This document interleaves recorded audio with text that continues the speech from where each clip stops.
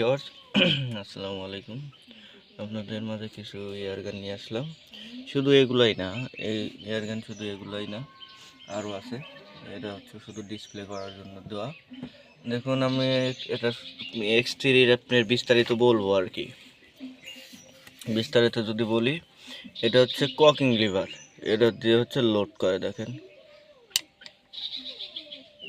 load safety দেওয়া ছিল, এরকম শব্দ হলে যখন দেখেন এই লোড সেফটিটা অন করলাম, অন করে দিছি, দেখেন